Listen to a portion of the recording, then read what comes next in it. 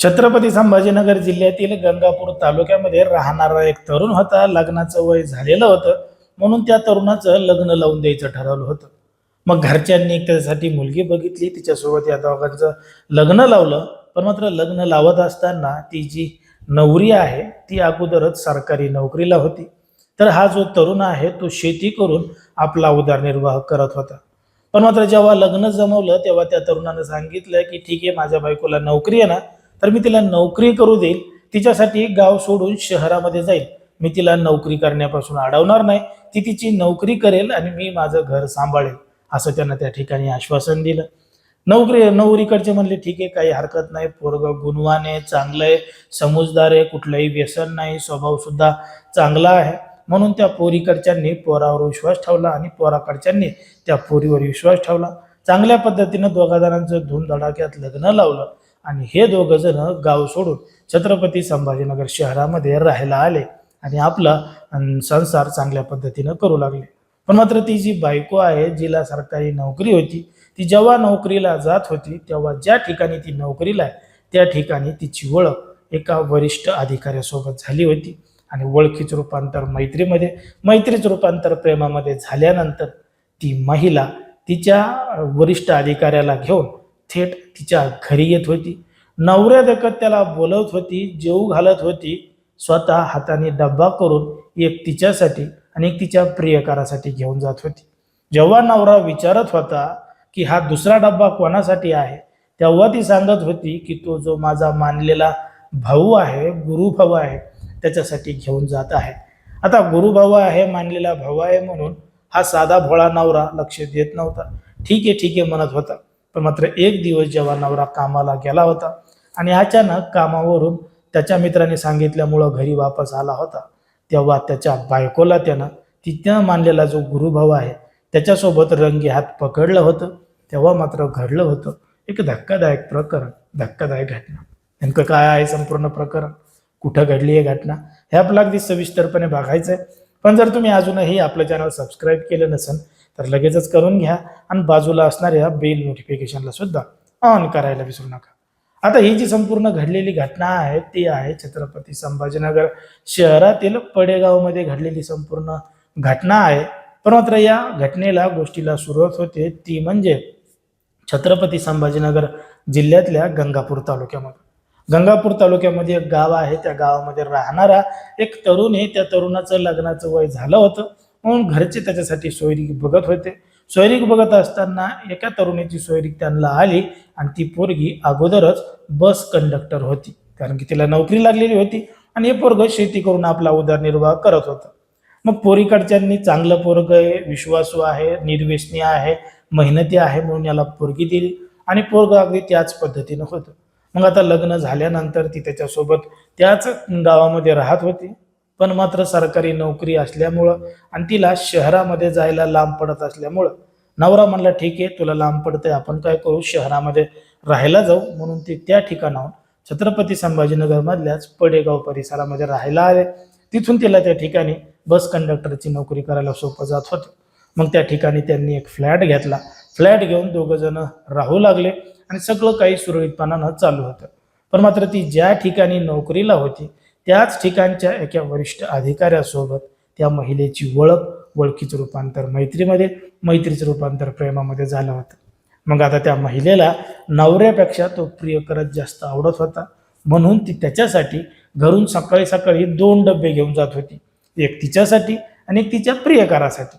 जेव्हा नवरा विचारायचा की 2-2 डबे तुला काय करायचे, तेव्हा ती सांगायची की एक मला सकाळी लागतो आणि एक मला दुपारी लागतो. तुम्हाला काय करायचं, तुमचं तुमचं काम करा, घर सांभाळा, असं म्हणून ती नवऱ्याला स्टोमणी मारत होती.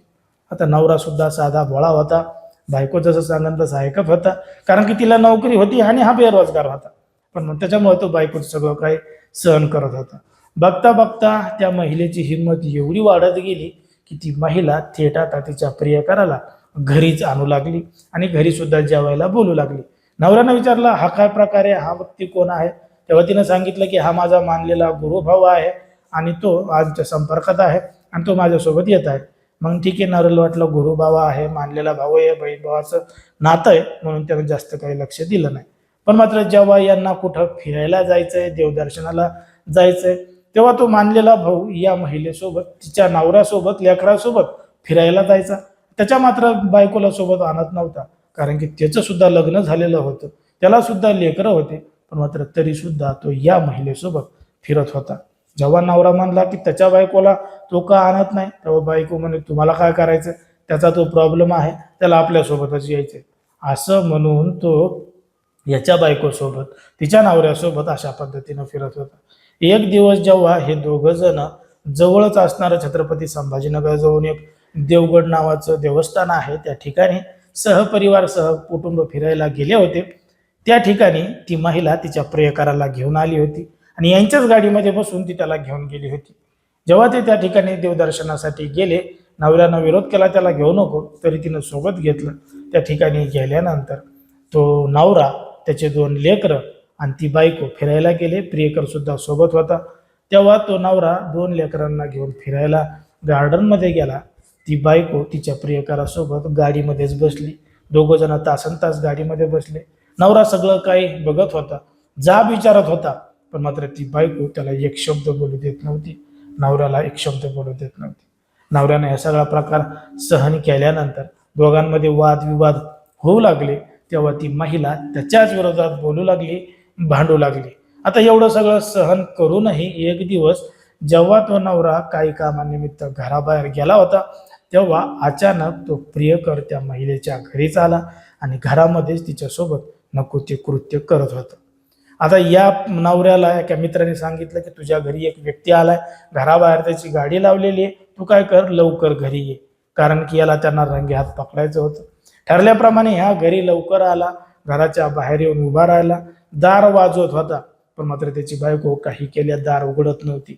अर्धा तास त्यानं दार वाजवलं तरी सुद्धा बायकोनं उघडलं नाही.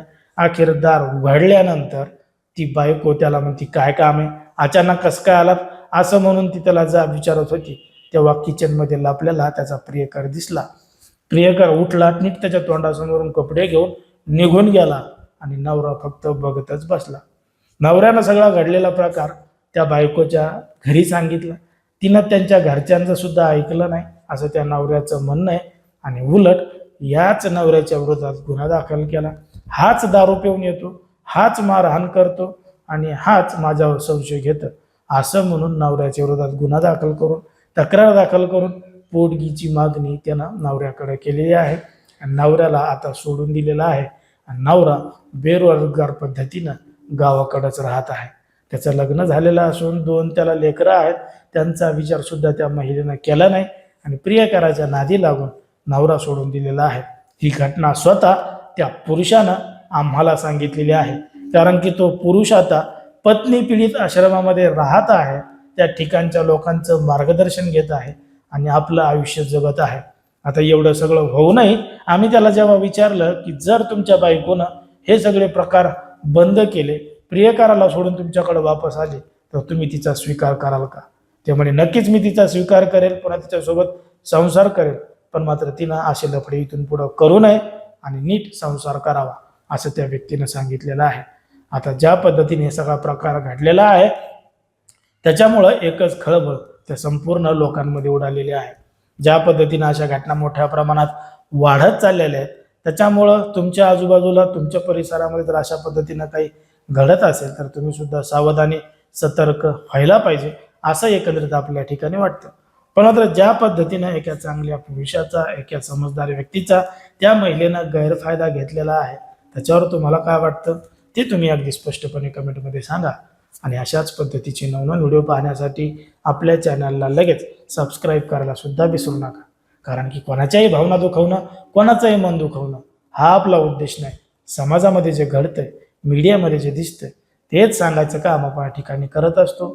लोकांना सावध आणि सतर्क राहण्याचं आवाहन करत असतो.